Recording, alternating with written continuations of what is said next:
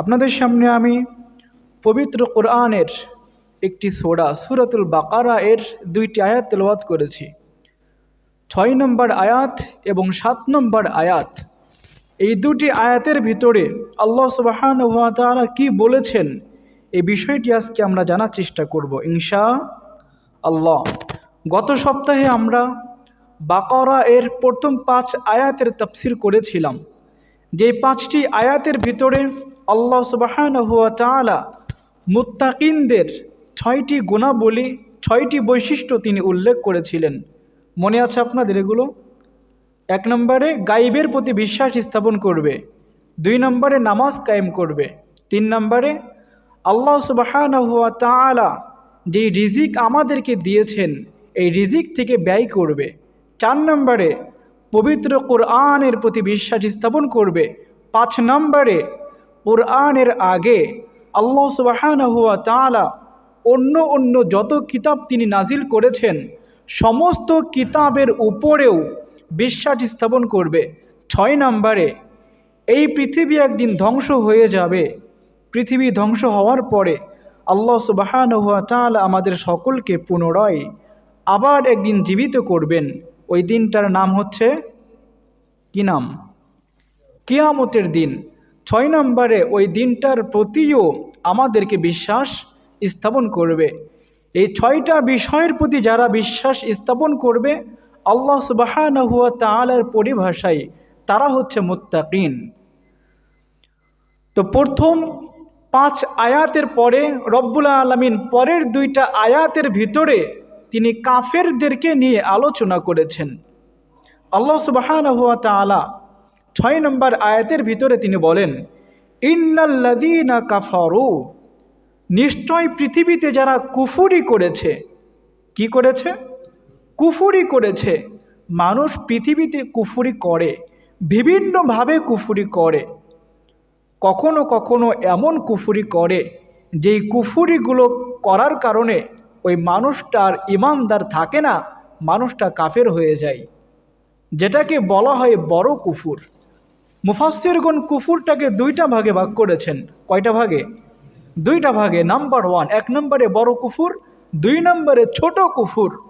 যদি কখনো কোনোভাবে আপনার আমার মাধ্যমে বড় কুফরগুলো সংগঠিত হয়ে যায় তবে আমরা আর ইমানদার থাকব না, আল্লাহর পরিভাষায় আমরা কাফের হয়ে যাব। কোন কুফর সংগঠিত হলে? বড় কুফর নাকি ছোট কুফর?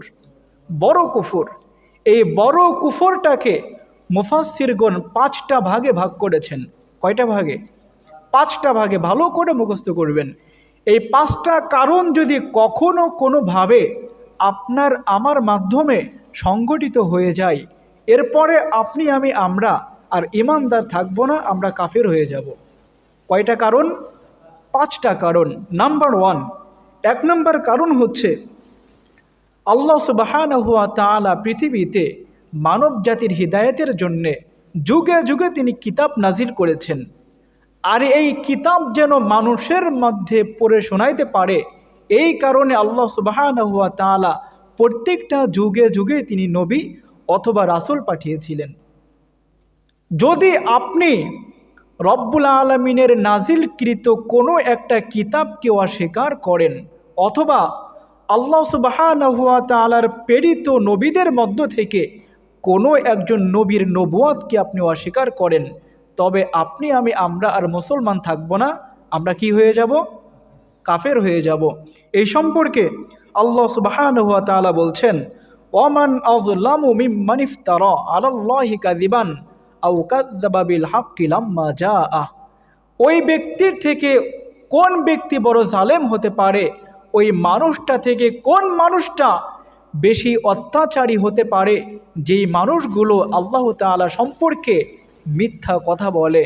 এবং আমি আল্লাহ সুবহানাহু ওয়া তাআলা যুগে যুগে যেই নবীগুলো পৃথিবীর মধ্যে পাঠিয়েছি এবং যুগে যুগে যেই কিতাবগুলো আমি আল্লাহ সুবহানাহু ওয়া তাআলা পাঠিয়েছি ওই নবীদেরকে এবং ওই কিতাবগুলোকে মিথ্যা প্রতিপন্ন করে। তো 1 নম্বরে যদি কখনো কোনো মানুষ কোনো নবীকে অস্বীকার করে, যদি কখনো কোনো মানুষ রব্বুল আলামিনের নাজিলকৃত কোনো কিতাবকে অস্বীকার করে ওই ব্যক্তি আর মুমিন থাকবে না, ওই ব্যক্তি কাফের হয়ে যাবে। নাম্বার 1। 2 নম্বর হচ্ছে কখনো কখনো কোনো মানুষ অহংকারের মাধ্যমে কুফরি করে কাফের হয়ে যায়। এটা কেমন? যেমন আমরা সকলেই জানি ইবলিস শয়তান, সে অহংকারের মাধ্যমে কুফরি করে কাফের হয়ে গিয়েছে। এই সম্পর্কে আল্লাহ সুবহানাহু ওয়া তাআলা বলছেন, ওয়াইদ কুলনা লিল মালাইকা, আমি সমস্ত ফেরেশতাদেরকে আদেশ করে বলেছিলাম, হে আমার ফেরেশতারা, উসজুদু লি আদম, তোমরা আদমকে সিজদা করো। ফাসাজাদু, আমার আদেশ পাওয়ার সাথে সাথেই সমস্ত ফেরেশতারা সিজদায় লুটিয়ে পড়ল, ইল্লা ইবলিস, কেবলমাত্র একজন ব্যক্তি সিজদা করল না, সেই ব্যক্তির নাম হচ্ছে ইবলিস। আবা ওয়াস্তাকবার, ইবলিস অস্বীকৃতি জানালো এবং অহংকার করলো। ফাকানা মিনাল কাফিরিন, ফলে ইবলিস কাফেরদের অন্তর্ভুক্ত হয়ে গেল। আল্লাহ সুবহানাহু ওয়া তাআলার যতগুলো বিধান আছে পৃথিবীতে, কখনো কখনো এমন হয় আমরা একটা বিধান মানতে পারি না। যখনই কোনো বিধান আমরা মানতে পারবো না, আমাদের তো উচিত লজ্জিত হওয়া, অনুতপ্ত হওয়া, অনুতপ্ত হৃদয় নিয়ে আল্লাহ সুবহানাহু ওয়া তাআলার কাছে ক্ষমা প্রার্থনা করা। কিন্তু যদি ক্ষমা প্রার্থনা না করে, অনুতপ্ত না হয়ে, লজ্জিত না হয়ে ওই ইবলিসের মতোই যদি অহংকার করি, তবু আমরা আর মুসলমান থাকব না, আমরা কাফের হয়ে যাব। নাম্বার 3, কখনো কখনো কোনো মানুষ সন্দেহের মাধ্যমেও কাফের হয়ে যায়। আল্লাহ সুবহানাহু ওয়া তাআলা সূরাতুল কাহাফের ভিতরে 2 জন ব্যক্তির একটা কাহিনী তিনি সেখানে উল্লেখ করেছেন। 2 জন ব্যক্তি কোনো একদিন একটা বাগানের ভিতরে প্রবেশ করেছে।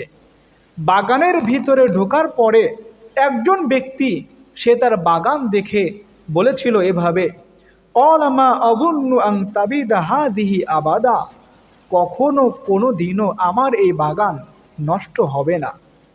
সে আরও বলেছিল, অমা আযুন্নু সাআতা কায়িমা, আর আমি কখনো এটাও মনে করি না যে কখনো কোনো দিন কিয়ামত সংগঠিত হবে। আসলে কি কিয়ামত সংগঠিত হবে না? তার বাগান কি চিরকাল থাকবে? একদিন ধ্বংস হবে না?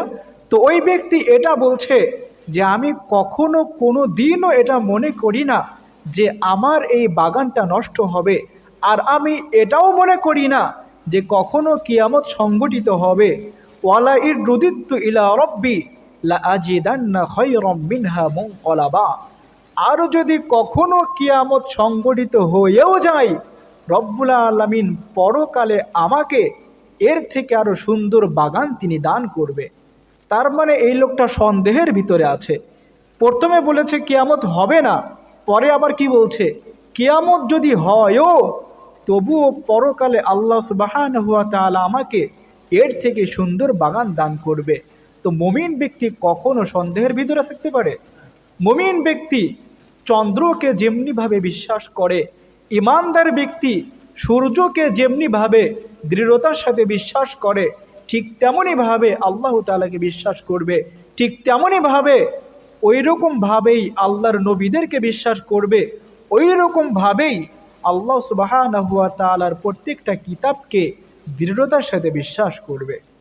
সম্মানিত প্রিয় ভাইয়েরা, তো যদি কখনো ইসলামের কোনো বিষয় নিয়ে আপনার মধ্যে সন্দেহ ঢুকে, আপনি আর ইমানদার থাকবেন না, আমরা কাফের হয়ে যাব। 4 নম্বরে, কখনো কখনো কোনো মানুষ নিফাকের মাধ্যমে কুফরি করে কাফের হয়ে যায়। আল্লাহ সুবহানাহু ওয়া তাআলা এই ব্যক্তিদের সম্পর্কে বলছেন, যালিকা বিআন্নাহুম আমানু সুম্মা কাফারু ফাতুবিআ আলা কুলুবিহিম, মুনাফিক তো তারা অন্তরে একটা রাখে, তবে মুখ দিয়ে অন্যটা প্রকাশ করে। আল্লাহ সুবহানাহু ওয়া তাআলা অন্য আয়াতের মধ্যে বলছেন, অমিনান নাস, মুনাফিকরা যখন আপনার কাছে আসবে, আপনার কাছে এসে বলবে, মাই ইয়াকুলু আমান্না, আমরা আল্লাহর উপরে বিশ্বাস স্থাপন করেছি, ওয়াবিল ইয়াউমিল আখির, মৃত্যুর পরে পরকালে আল্লাহ সুবহানাহু ওয়া তাআলা আমাদেরকে পুনরায় আবার যে জীবিত করবেন, ওই দিনটার প্রতিও আমরা বিশ্বাস স্থাপন করেছি। তবে আল্লাহ বলছেন ওমা হুম বিমুমিনিন, তারা কিন্তু ঈমানদার না। তো সম্মানিত প্রিয় ভাইয়েরা, ইসলামের মধ্যে মুমিন ব্যক্তি যারা, ঈমানদার ব্যক্তি যারা থাকবে, তারা অন্তরে একটা রেখে মুখে কখনো অন্যটা প্রকাশ করতে পারে? অন্তরে আপনার যেটা থাকবে মুখ দিয়ে আপনাকে ওইটাই প্রকাশ করতে হবে। এটাই হচ্ছে ঈমানদারের বৈশিষ্ট্য, এটাই হচ্ছে মুমিনদের বৈশিষ্ট্য। 5 নম্বরে, কখনো কখনো কোনো মানুষ বিমুখ থাকার মাধ্যমে কুফরি করে কাফের হয়ে যায়। এটা কিভাবে? আল্লাহ সুবহানাহু ওয়া তাআলা পৃথিবীতে আমাদেরকে পাঠিয়েছেন। কেন পাঠিয়েছেন? আল্লাহ সুবহানাহু ওয়া তাআলার ইবাদত করার জন্যে। এখন পৃথিবীতে আমরা আসছি, ইবাদত করলাম না, সারা জীবন আমরা কুফরি করলাম, সারা জীবন আমরা শিরিক করলাম, পরকালে আপনার আমার ভাগ্যে জান্নাত মিলবে? জান্নাত মিলবে? শিরিক করার পরে জান্নাতে যাবে না জাহান্নামে যাবে? জাহান্নামে যাবে, এই ব্যাপারে সন্দেহ আছে? সন্দেহ করলে ঈমান থাকবে?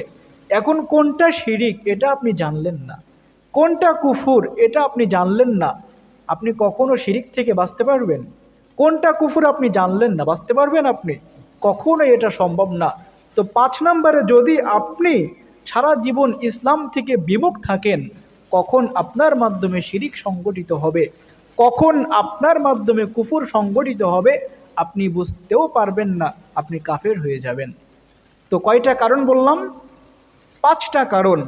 সম্মানিত প্রিয় ভাইয়েরা, আল্লাহ সুবহানাহু ওয়া তাআলা বলছেন ইন্নাল্লাযীনা কাফারু, পৃথিবীতে যারা কুফরি করেছে, সাওয়াউন আলাইহিম আআনদারতাহুম আম লাম তুনযিরহুম লা ইউমিনুন, আপনি তাদেরকে সতর্ক করেন আর না করেন, তাদেরকে আপনি ভয় দেখান আর না দেখান, তাদের সামনে আপনি যতই নিদর্শন প্রকাশ করেন, যতই নিদর্শন আপনি তাদেরকে দেখান, লা ইউমিনুন, তারা কখনোই ঈমান আনবে না। আপনি তাদেরকে যতই সতর্ক করেন, যতই মুজিজা আপনি তাদেরকে দেখান, ওই কাফেরগুলো কখনোই ঈমান আনবে না।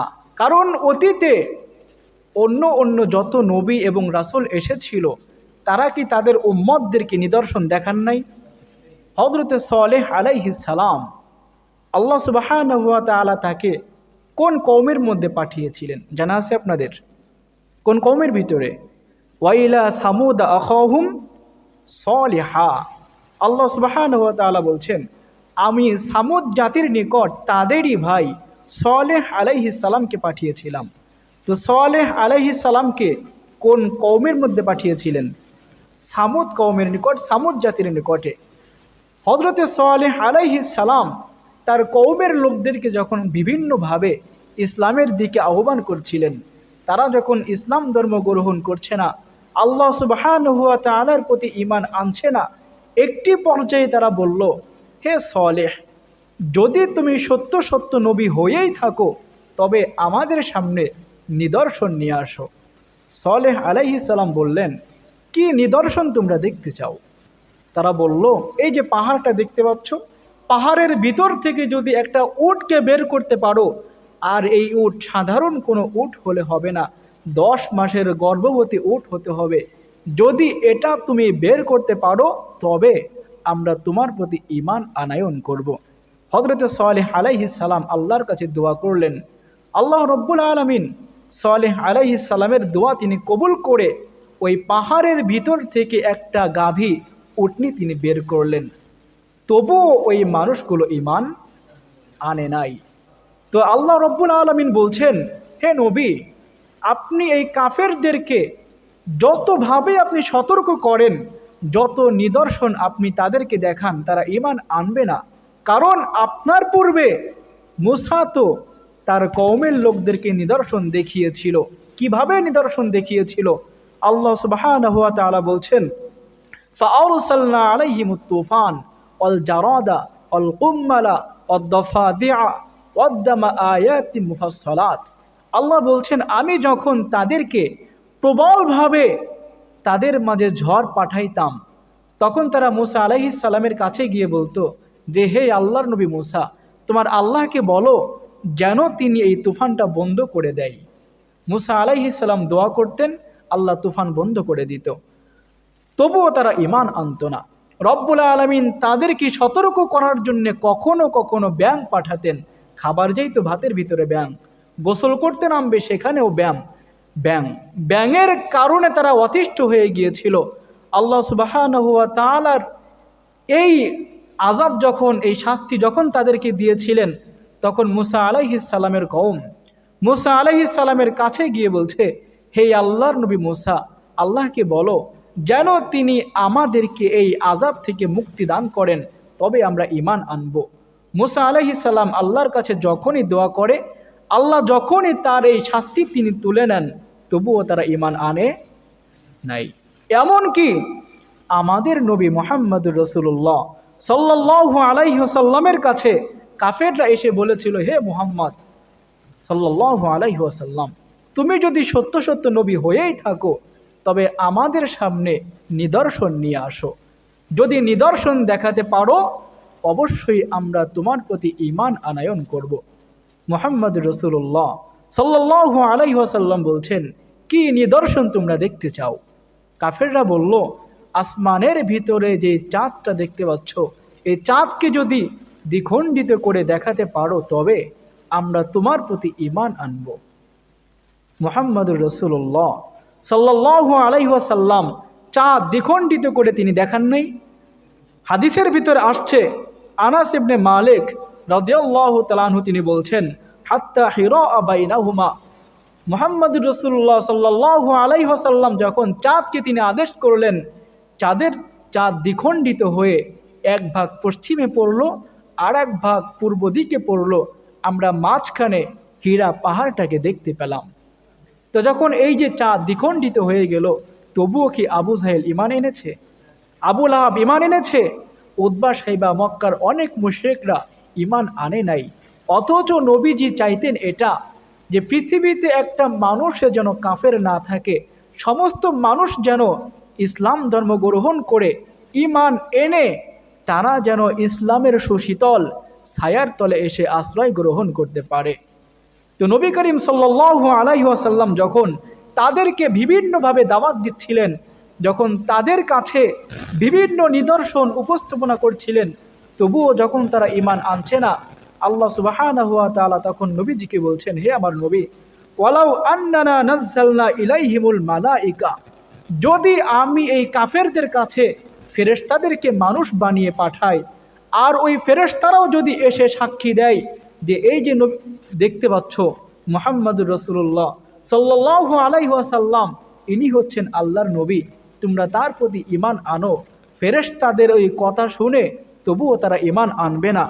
এমনকি ওয়াকাল্লামাহুমুল মাউতা, যে মানুষগুলো মৃত্যুবরণ করেছে, ওই মৃত্যু মানুষগুলোও এসে যদি বলে যে আমরা সাক্ষী দিচ্ছি মুহাম্মদুর রাসূলুল্লাহ সাল্লাল্লাহু আলাইহি ওয়াসাল্লাম হচ্ছেন তোমাদের নবী, লা ইউমিনুন, তবুও তো মক্কার এই কাফেররা ঈমান আনবে না।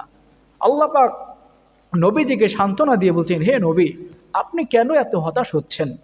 ফাযাক্কির, আপনি তাদেরকে উপদেশ দিতে থাকেন, আপনি তাদেরকে সতর্ক করতে থাকেন। ইন্নামা আনতা মুযাক্কির, কারণ আপনার কাজই হচ্ছে তাদেরকে সতর্ক করা, তাদেরকে জাহান্নাম থেকে ভয় দেখানো। লাস্তা আলাইহিম বিমুসাইতির, আমি আপনাকে পাঠিয়েছি কেবলমাত্র সতর্ক করার জন্যে। আপনার কাজ হচ্ছে সতর্ক করা। কে ঈমান আনবে আর কে ঈমান আনবে না, এটা দেখার দায়িত্ব তো আপনার না। সম্মানিত প্রিয় ভাইরা, এই লোকগুলো ঈমান আনছে না, আনবে না কেন? আল্লাহ সুবহানাহু ওয়া তাআলা পরের আয়াতের ভিতরে বলছেন, খতামাল্লাহু আলা কুলুবিহিম, আপনি চাইলেই তো তারা ঈমান আনবে না, কারণ তাদের অন্তরের উপরে আমি আল্লাহ সুবহানাহু ওয়া তাআলা মোহর মেরে দিয়েছি। কি মেরে দিয়েছেন? মোহর মেরে দিয়েছেন। এখন আপনারা প্রশ্ন করতে পারেন, আল্লাহ সুবহানাহু ওয়া তাআলাই তো মোহর মেরে দিয়েছে, এখন এই লোকগুলো যে ঈমান আনলো না, এর দায়ভার কে নেবে? মানুষ নেবে নাকি আল্লাহ নেবে? প্রিয় ভাইয়ের আমার, হাদিসের ভিতরে আসছে, মানুষ যখন গুনাহ করে, আমাদের এই হৃদয়, আমাদের এই অন্তর, এটা ছিল পরিষ্কার সাদা। যখন মানুষ কোনো গুনাহ করে, তখন ওই কলবের উপরে একটা মরিচা পড়ে, একটা কালো দাগ পড়ে। যখন আমরা এই গুনার কারণে অনুতপ্ত হয়ে আল্লাহর কাছে মাপ চাই, তখন আবার পূর্বের ন্যায় এই হৃদয়টা পরিষ্কার হয়ে যায়, সাদা হয়ে যায়। মানুষ যখন গুনাহ করে, গুনাহ করতেই থাকে, আল্লাহ সুবহানাহু ওয়া তাআলার কাছে মাপ চায় না, তখন ওই অন্তরের উপরে একটা আবরণ পড়ে, একটা মোহর পড়ে যায়। আল্লাহ সুবহানাহু ওয়া তাআলা এই সম্পর্কে তিনি নিজেই বলছেন, রানা আলা কুলুবিহিম মা কানু ইয়াকসিবুন, আমি তো তোমাদের অন্তরের উপরে মোহর মারি, ব্যাপারটি এমন নয়, বরং তোমাদের কৃতকর্মের কারণেই তোমাদের কলবের উপরে, তোমাদের অন্তরের উপরে মোহর লেগে যায়।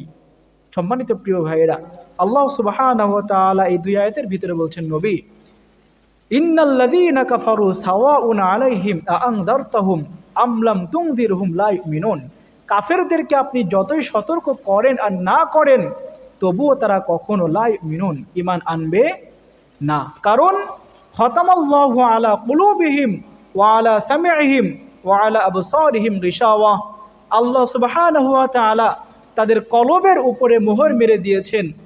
মোহর মেরে দেওয়ার কারণে ক্ষতিটা যা হয়েছে, তাদের চোখের উপরে পর্দা পড়ে গিয়েছে, কানের উপরে আবরণ পড়ে গিয়েছে, এই কারণে তারা সত্যটাকে দেখতে পায় না। সম্মানিত প্রিয় ভাইয়েরা, তো বলছিলাম, প্রথম 5 আয়াতের ভিতরে আল্লাহ সুবহানাহু ওয়া তাআলা কোন ব্যক্তিদেরকে নিয়ে আলোচনা করেছেন? ঈমানদারদেরকে নিয়ে। পরের 2 আয়াতের ভিতরে আল্লাহ সুবহানাহু ওয়া তাআলা কোন ব্যক্তিদেরকে নিয়ে আলোচনা করলেন? কাফেরদেরকে নিয়ে। পরের 13টি আয়াতের ভিতরে আল্লাহ সুবহানাহু ওয়া তাআলা মুনাফিকদেরকে নিয়ে আলোচনা করেছেন। সামনের 13টি আয়াতকে সামনে রেখে সামনের সপ্তাহে আমরা আলোচনা করব ইনশাআল্লাহ। যে কথাগুলো আমরা শুনলাম, আল্লাহ আমাদের সকলকে আমল করার তৌফিক দান করুন। হাযা মা ইনদি ওয়াল ইলমু ইনদাল্লাহ। আসসালামু আলাইকুম ওয়া রাহমাতুল্লাহ।